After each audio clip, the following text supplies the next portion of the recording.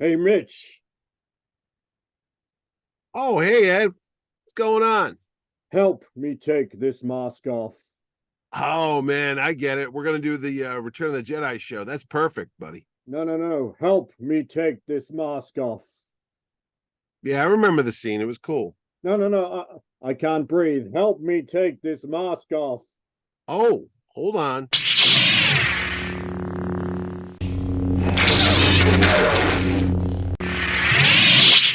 Let's just start the show.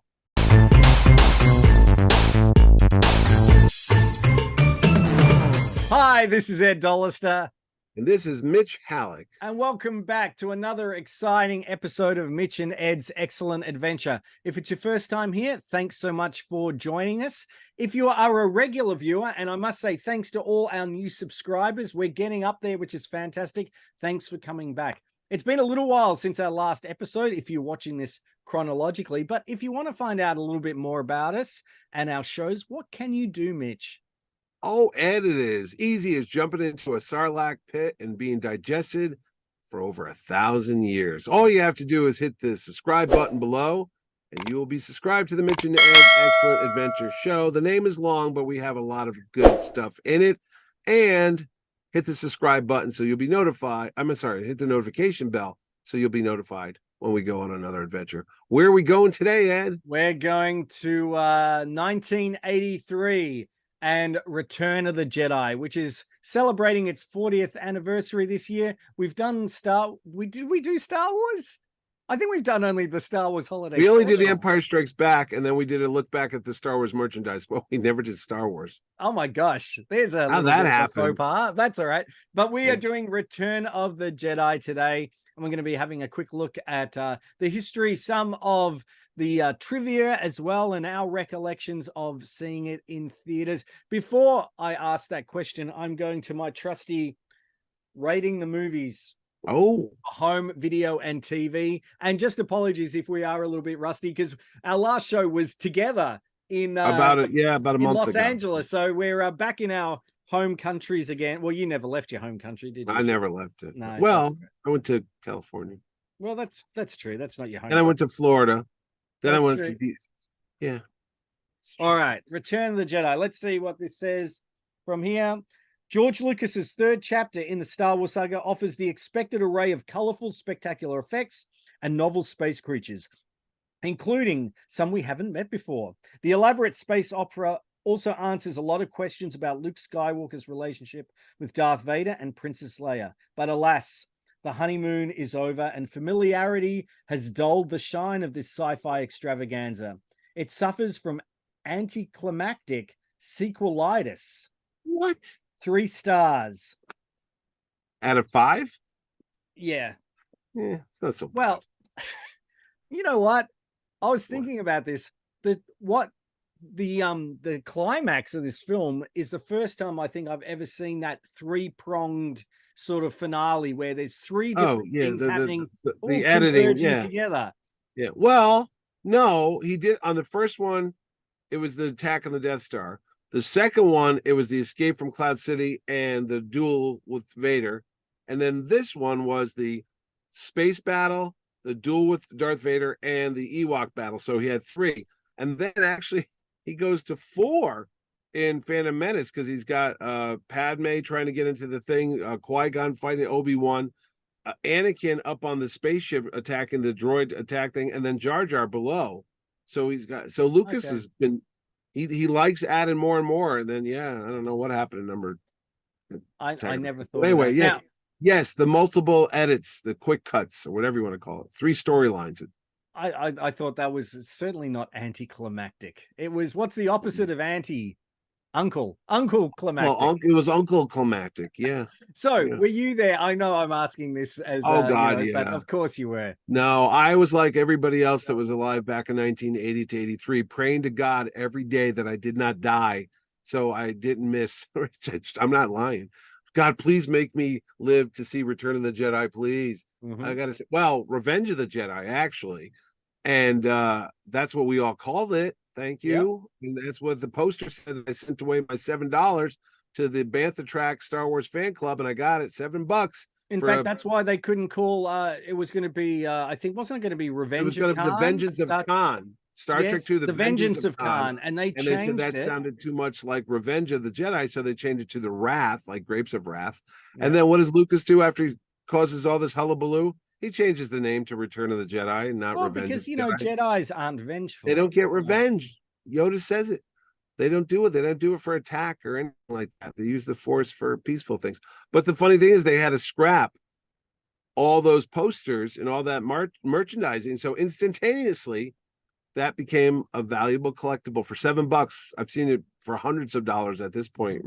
Revenge of the Jedi poster. Not only that, but I didn't bring it, but I have it over there. Why did I never do this for the show? I have from Variety, which is the newspaper of Yes. the Hollywood business, this big black cardboard fold out. It said on May 25th, 1983, the saga comes to an end, and you open it up, and it's about, I don't know, it's about 2.5 feet by 17 inches or whatever. And it says Revenge of the Jedi with that typeface and the black background. Yep. I've got 2 of them. I remember going out to the newsstand and buying 2 of these things because it's a collectible. But I still have that. But there was a lot of merchandise that was calling it Revenge of the Jedi until George Lucas did the swap.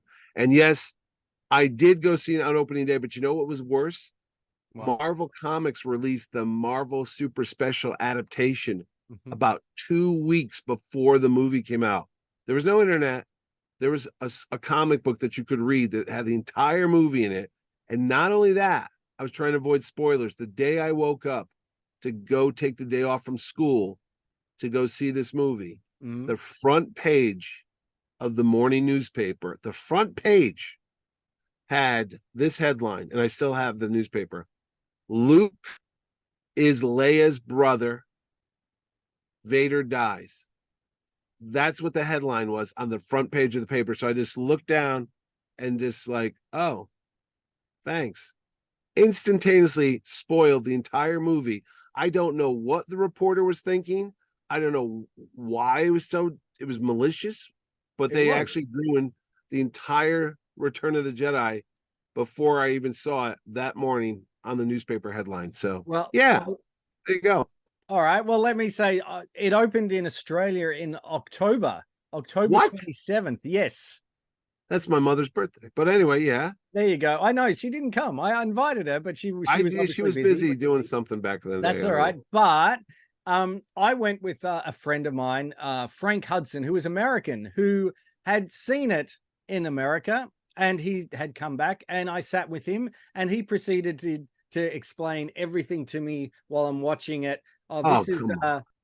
This is where Leia strangles Jabba. Strangles Jabba. This is when and I'm going.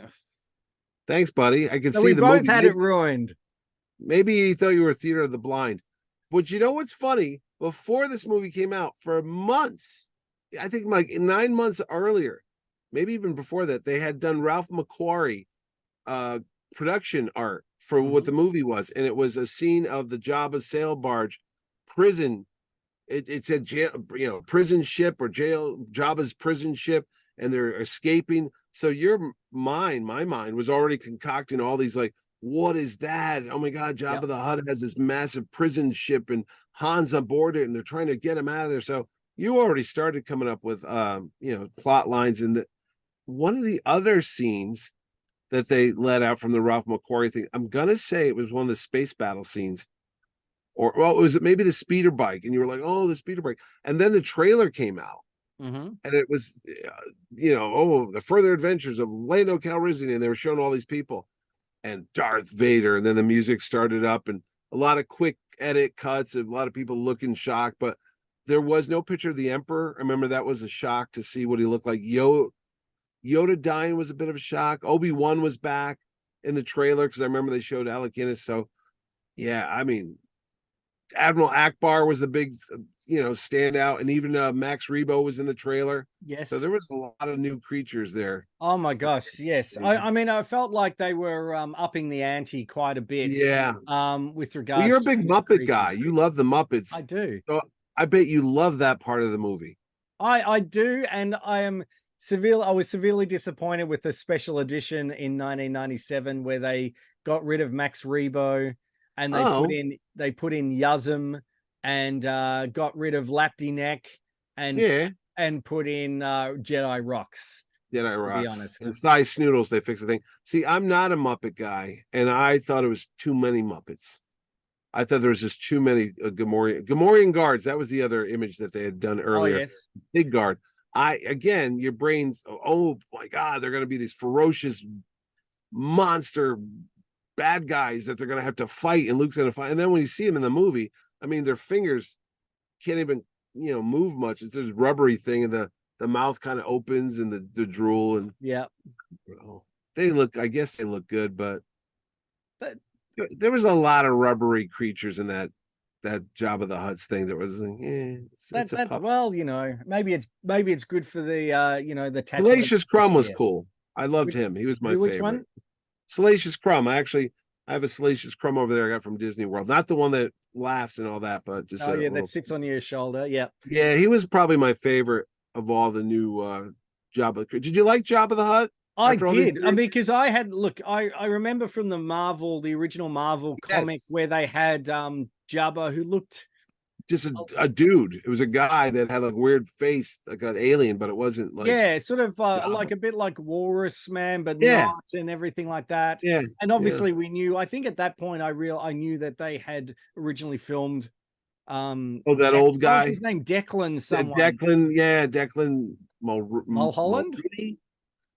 Yeah, something like that. Mulholland, yeah. As that. So I thought he looked absolutely amazing. I thought that the Jabba's Palace was great. That wonderful. I was a bit. I think I remember being just a little disappointed with the opening of the film because it opens a bit slow.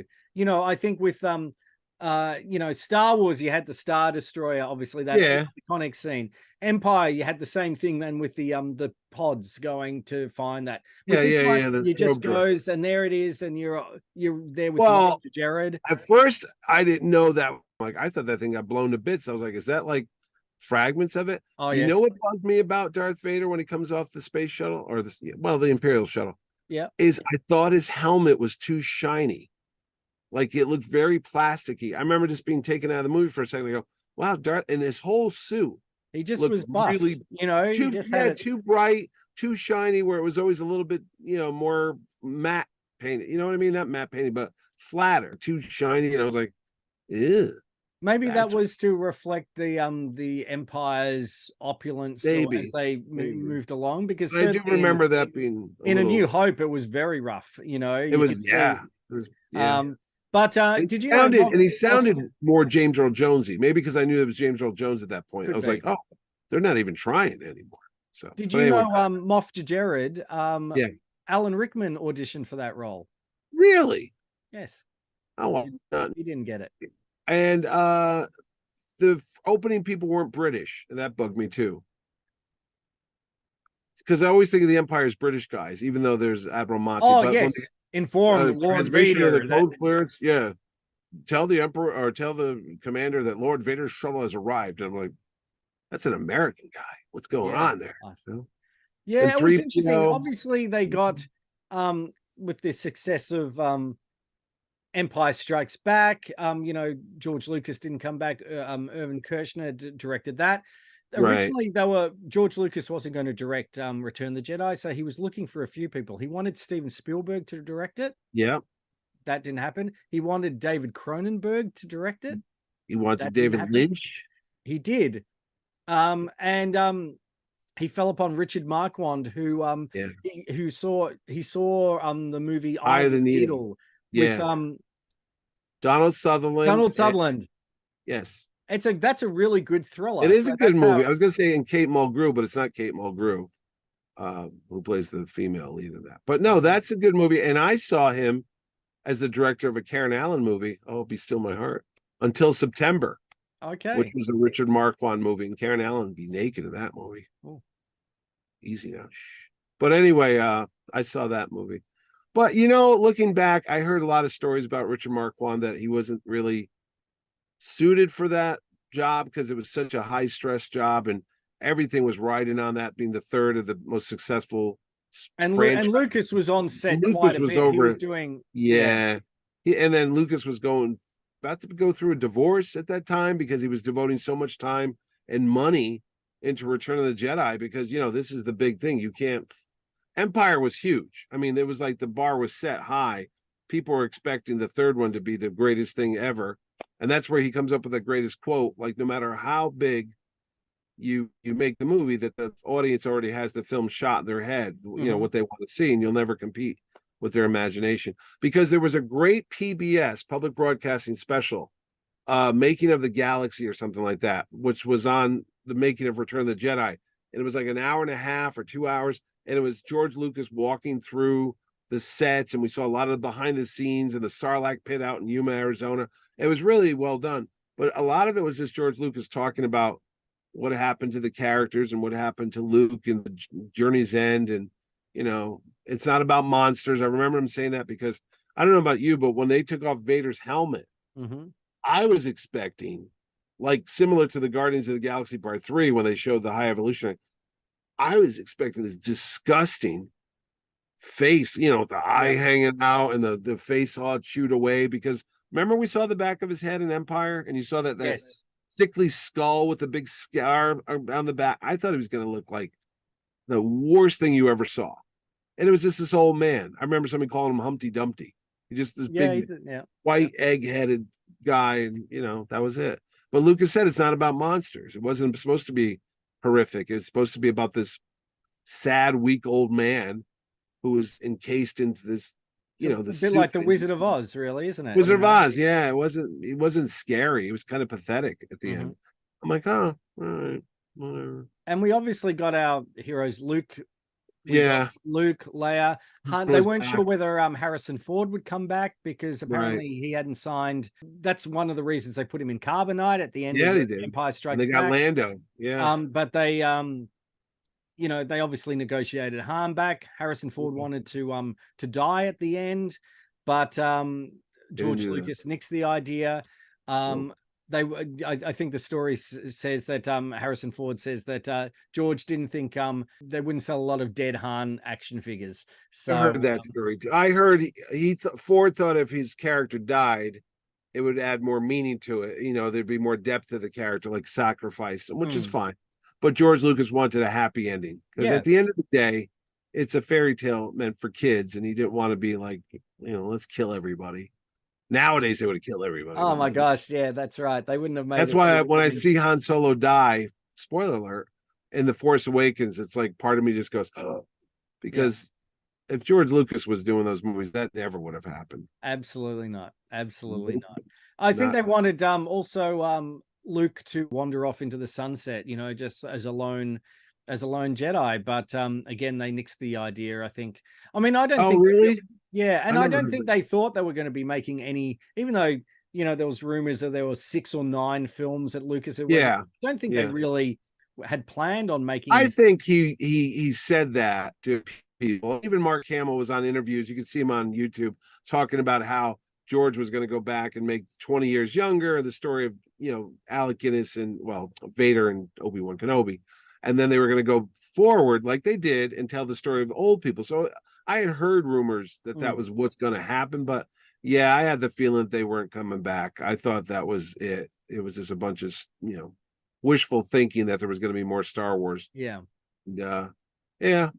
But it obviously did, gangbusters at the box. It made money. It made a lot of money. 32, cost like 32 million roughly to make, which was quite a lot compared to Star Wars, which was I think 7 million, back only 6 years earlier. Yeah, and then Empire was like 18 or 20 or something like that. So it made $482 million. It was like consistently number one. It was only knocked out, I think, in its 4th week at number 1 by Superman 3. Oh God. Yep.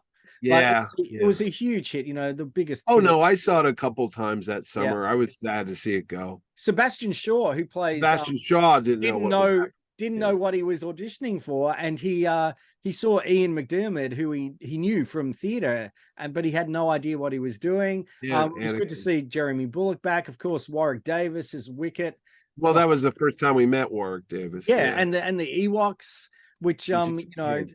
I as a kid, as a I 13-year-old didn't mind the Ewoks. I mean, I did.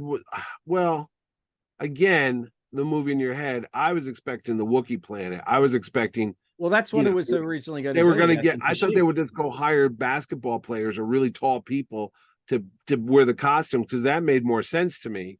That the stormtroopers would be taken out by these big, fierce warrior people, not little teddy bears with rocks. I was kind of like, what's going But you on? know, that's the whole Empire's deal. They Yeah. underestimate.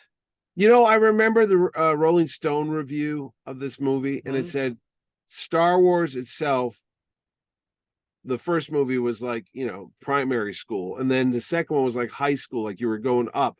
And then instead of going to college for Return of the Jedi and becoming like higher education, you went to a college frat party. And it was just a bunch of drinking and crazy. And just a while. They said that's kind of what happened. You were going up and up and up, and you thought we're going somewhere, and then it just became a big crazy party thing. I mean, I still love the movie, but at the time, I remember being a little, felt it was a little kiddish. I was like, how old? I was like You were 16, going 15 to or 16. 17. Yeah, see, I was Yeah, 13. and I thought loved it. Yeah, but I was like, this is kind of juvenile. Well, I liked it more than Empire, though, to be honest with you. I'm not a big Empire fan. When it comes to Star Wars, I like Star Wars, Jedi, and then Empire, because at least Jedi had more of heroics in it. Yes. When Luke dives off that board and then he jumps in the air and the lightsaber. Oh my God. Oh, and with that amazing John music. Williams score is. Oh yeah, I used to listen to that again and again and again, just the sound, because you knew in your head like what the cuts were. It's like dint, dint, dint, and they'd show like Han and Leia, and then he does that little salute and R2 opens the thing. Oh, that was the best part of that movie. And when he does the flip, that was it. I was like, oh, that's the Return of the Jedi. And then there's that deleted scene, which we saw years later, where they're in the desert after that and the sandstorm. That was the first thing they shot, but it was just so thick they couldn't use the footage or something like that. You've seen That's that. right. And you got to see Luke constructing his lightsaber as well. Yeah, I always thought that was odd. That if they ever went to that cut where it was supposed to be Vader in his meditation chamber talking to Luke, and Luke's putting it, that really does slow it down. I don't care if there's a reason why they didn't put it in the movie, because I think it would have been like, what's happening here? A lot too much exposition going on. Too much exposition. Too much exposition going on. Yeah, I hear you. We also got we got to see Mon Mothma for the first time, and of course Admiral Akbar, Crix Medine. Medine with the bad wig, which I didn't know it was a wig. Well, did you know something else? It was a fake beard. That I didn't know. I knew that everyone made fun of his hairpiece. I was like, oh, okay, whatever. So he turned up on the day of filming clean shaven. Yeah. However, I don't know what happened, but Kenner had already made the oh no way with the beard, so they had to make him a fake beard. I never understood why they didn't bring back like General Dodonna from the first movie, or maybe General Riken got killed over in The Empire Strikes Back. Yeah, I don't know. A bit of Wedge was back though. Wedge Antilles was there, which was cool. Wedge was back. Piet was back, which was great. Admiral Piet, he was one of the few people that survived. I remember that was cool to see him not get choked out. Amazing end battle, the sequence. we're running out of time, but I know, but that battle in the Death Star, inside the Death Star, is that was amazing, wonder to behold, and it's great if you haven't seen it. Oh my god! And you know what else was the merchandise was through the roof for Return of the Jedi. I mean, even it was movie. Oh, I worked in a 5 and dime store in 1985. There was still merchandise. I still had like little Return of the Jedi, Jabba the Hutt erasers and notepads, and I still have folders and pencils. I was going to say this, thanks to our Mark Hoffman here. Look at this. I've got plastic cups upstairs with the Ewoks on them from the 83, 84. They merchandise the hell out of Return of the Jedi. Yep, I've got a lunchbox as well. Yes, sir. Except in this lunchbox is there's no gold. There's no silver medal for second place. That's the wrong movie. Is a T-shirt. all my last 17 action Oh, look at figures. you. Look at Yeah. that. Oh, speaking Because- of that, Yeah. I didn't. Now I collected everything for Empire Strikes Back, but for Return of the Jedi, I remember mailing away my Kenner proof of purchase seals to get my mail away Admiral Akbar, and I got my Emperor Palpatine. Yes. It was just called the Emperor. Well, this is an original carded Han. one. Yeah. That's the only Return of the Jedi one I've got. Still unpunched, which is good. But I have some, and the funny thing is about the card backs, I have one over there. I can show you. They had little black squares on the Ewoks. They weren't showing those. Yes. I have. Yeah.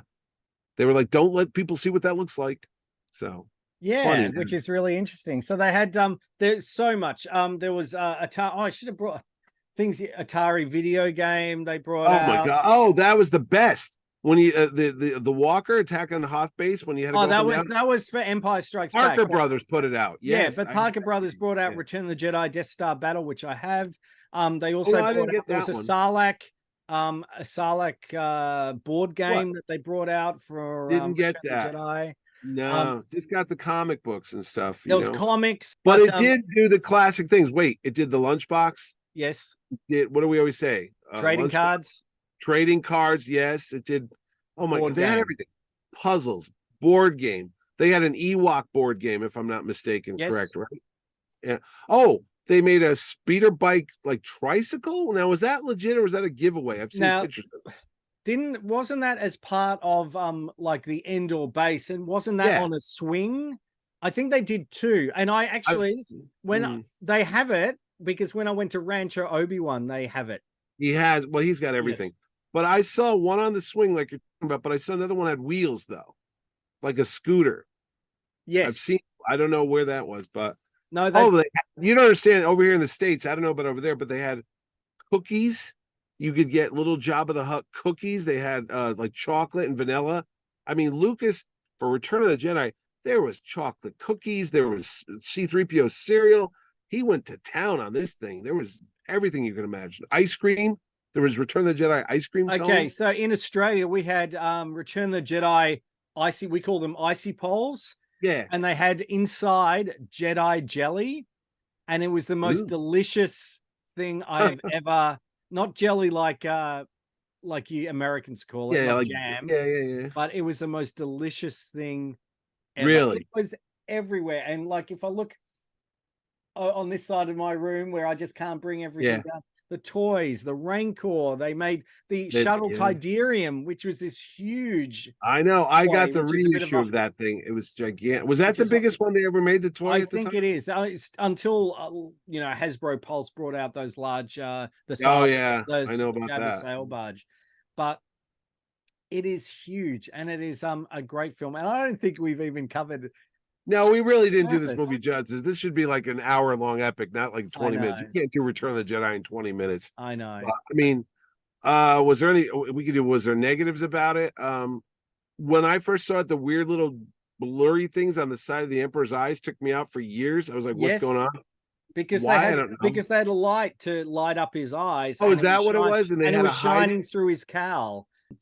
And there was also, I should remember, the arcade game that was out where you had 3 stages. I think you had the speeder bike. What else was there? There was the TIE fighter attack at the end. Yeah, and going down the tunnel. And I never could finish that sucker. I never finished it either. I was going to say, never, ever finished it. Years later, they did a Star Wars trilogy game where you got to sit down in with the big projection screen. And you got to do the Hoth Empire one, and you got to do the trench run. But they had the Jedi speeder bike sequence in that, and they also had the whatever you want to call it, into the Death Star or whatever. Yep. And I should say my pinball machine, my Data East pinball machine from 1993, which does feature all 3 Star Wars movies up to that point. So there is that. We also spoke about the fantastic score, but there was also the awesome story of Return of the Jedi, which had actual audio from the movie. And then they had the little Disney Buena Vista ones, which were actors playing not real actors, but not the original actors playing the role on the little 45 RPM records as well. See, I didn't get that stuff because I was like, Too grown up. cool. I was Okay, well, 16 going on 17. I didn't get those little records, but no, I wish I did because I probably yeah, spent the rest of my life chasing them down. yeah. They're Well, like they're I pretty said, easy. They're pretty easy so to get. We got much. a couple of them at the shop if you're Do ever you now? interested. Yeah, and Yeah. I was going to say, with those, oh, there was also those great television specials that came out with the creatures, the creatures Oh yeah, they brought Carrie out. Fisher and Billy D. Williams. Yeah, the Creature Shop stuff with they showed all the puppetry and all the yeah. So there's no way we could cover everything in Return of the Jedi. Otherwise, this will be a 6-hour show, and I I know. just don't have the time to edit all that together. But there's plenty of stuff. Obviously, with the 40th anniversary, there's lots of Yeah. merchandise that they're bringing out at the moment, which has been out for a little while now. But the best thing, yeah. Marvel Comics has been doing a whole series of tribute covers. This is one here. This is the throne room. There's Vader in there, but they have those coming out. And my good buddy Jerry Ordway, they got him to do what they call retro covers. These are supposed to look like the original they Return of the do. Jedi movie adaptations, but these are for the modern books. And then a lot of the characters that we saw in that movie, like Admiral Akbar, is getting his own series now. See, there he is in Wow. Rebellion. So yeah, it's 40 years ago, but they're still there like they were yesterday. And I tell you, the movie going experience, I've talked about this before. I don't know if on this show, but I remember being in a sold out theater, 12 o'clock, a school day. It was a Wednesday.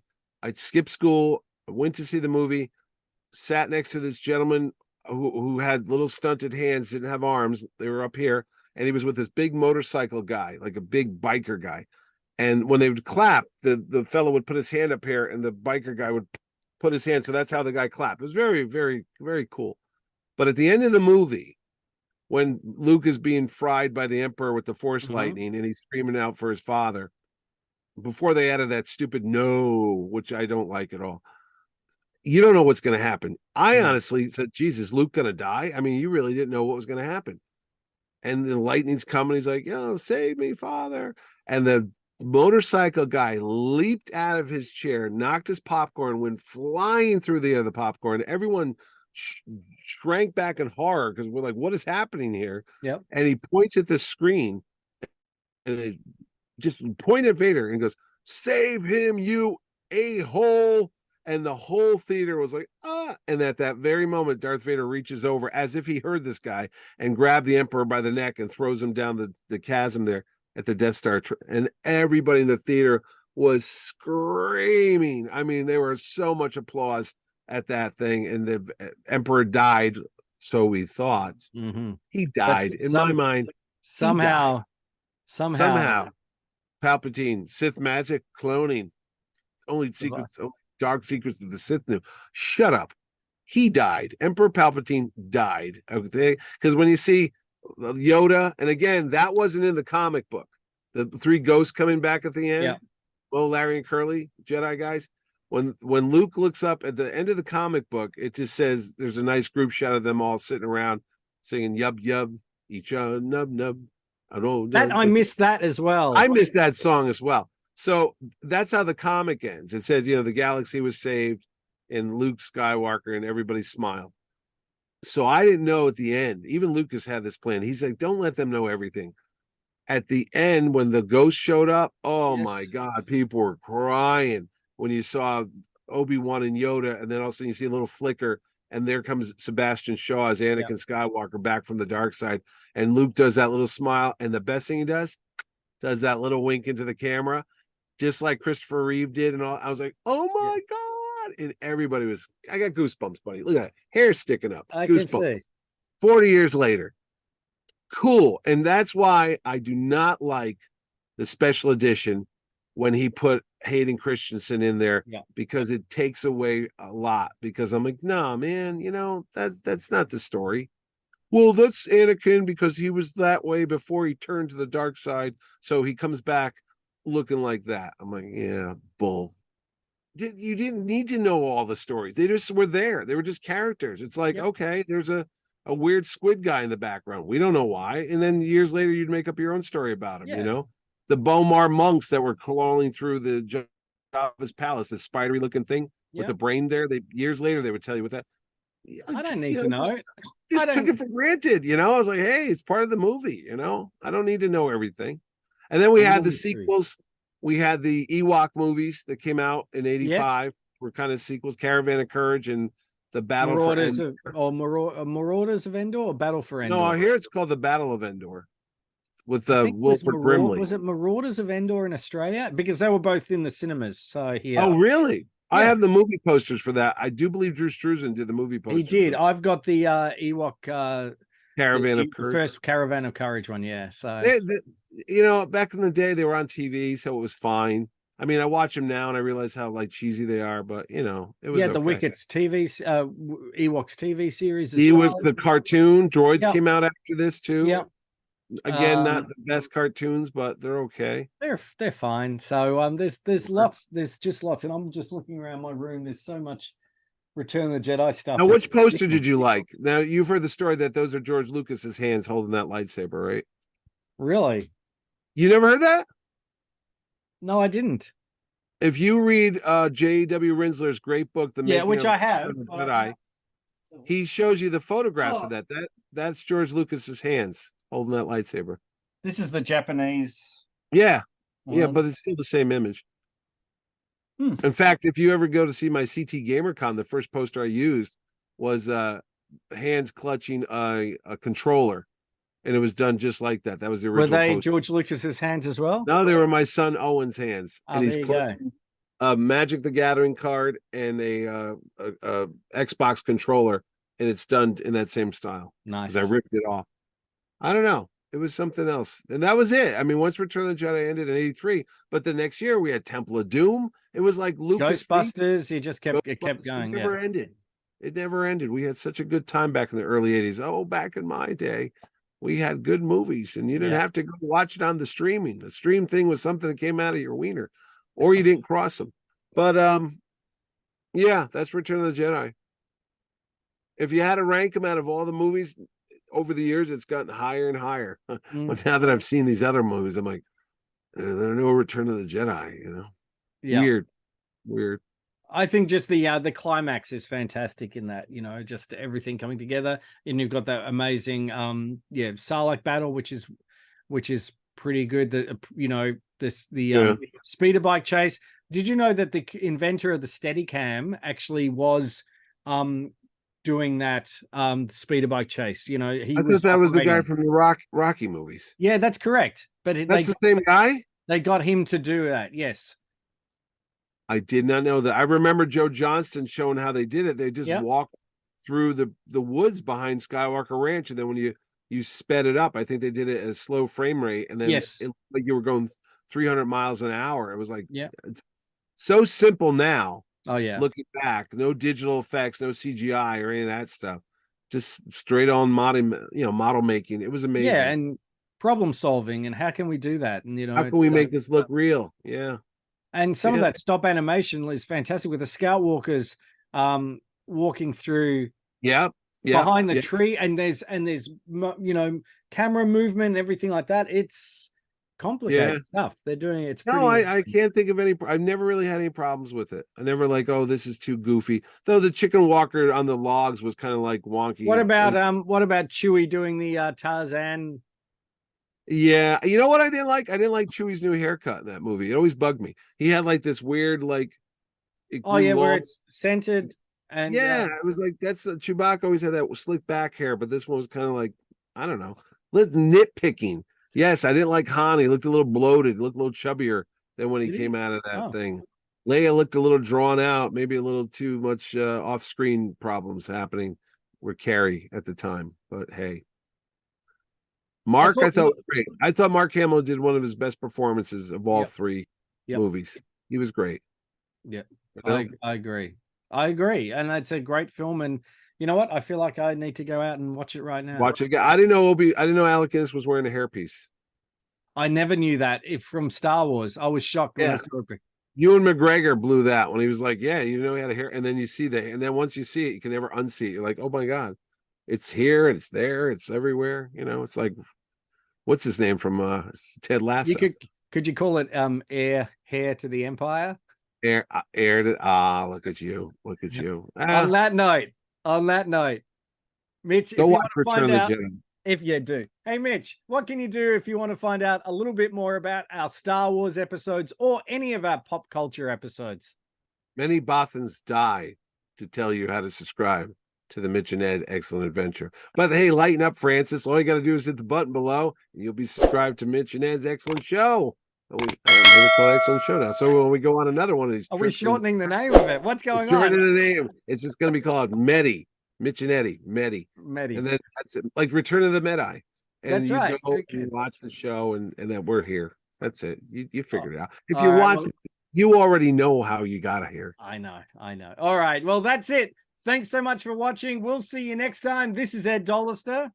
And this is, well, if it worked, this was Mitch Halleck. It's not on. No, what's saying that- happened? What's happened?